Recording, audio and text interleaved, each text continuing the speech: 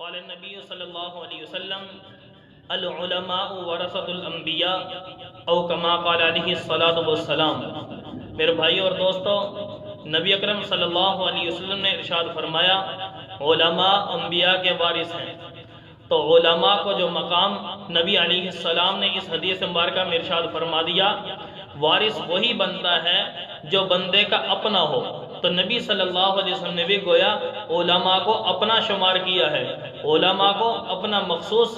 امتی شمار کیا ہے، اور یہ تعلیم دے دی کہ اے امت مسلمہ اپنے علماء سے تعلق رکھو، اپنی زندگی کو علماء سے پوچھ کر گزارو۔ یہ علماء نبی کے وارث ہیں۔ دین اسلام نبی سے لیا صحابہ نے اپنے شاگردوں کو، یہ سلسلہ چلتا ہوا ہم تک پہنچا، اور یہی کام علماء کرتے ہیں، نبی کا دین سیکھ کر امت کو پہنچاتے ہیں۔ تو امت پر لازم ہے کہ ان علماء کی قدر کریں، ان سے تعلق رکھیں اور ان کی بتائی ہوئی باتوں پر عمل کریں۔ اور فرمایا وما اسألکم علیہ من اجر،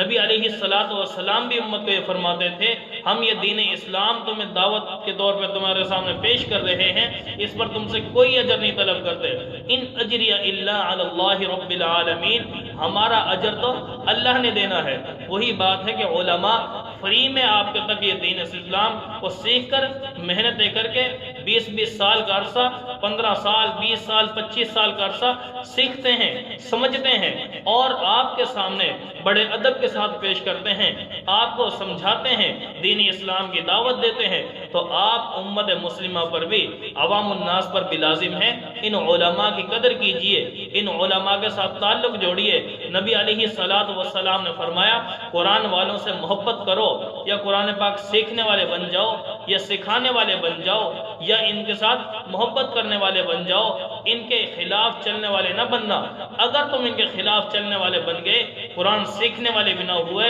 سکھانے والے بھی نہ ہوئے، تو تیسری قسم کے علاوہ چوتھی قسم بن گئے، تو یاد رکھنا کل قیامت کے دن نقصان اٹھانے والے ہو جاؤ گے۔ تو اس لیے علماء کو نبی علیہ السلام نے اپنا وارث فرمایا ہے، ان کے ساتھ پیار، محبت اور ان کے ساتھ اچھے اخلاق سے پیش آنا، ان کے ساتھ تعلق رکھنا، اور ان کے ساتھ اگر پیار محبت سے ہم پیش آتے رہے تو دوستو کل قیامت دن یہی علماء آپ کی سفارش کر کے اللہ کے سامنے آپ کے سفارش کر کے جنت آپ کو دلوائیں گے۔ تو اللہ رب العالمین سے دعا ہے کہ اللہ تعالی ہم سب کو علماء کا مقام پہچاننے کی توفیق نصیب فرمائے۔ اور ایک بات اور عرض کر دوں، نبی علیہ السلام نے جو فرمایا کہ بھی علماء سے محبت کرو، اس کے خلاف علامہ نووی رحمۃ اللہ علیہ نے مسلم شریف کے جو شارح ہیں انہوں نے یہ بات لکھی ہے کہ جو علماء کی قدر نہیں کرتا، جو علماء کے خلاف بولتا ہے، علماء کے ساتھ نفرتیں کرتا ہے، اس کی پہلی سزا تو اللہ نے یہ رکھی ہے کہ مرتے ہی جب قبر میں دفناؤ گے، جیسے ہی قبر میں جائے گا اور اس کی قبر کھود کے چاہے دیکھ لینا،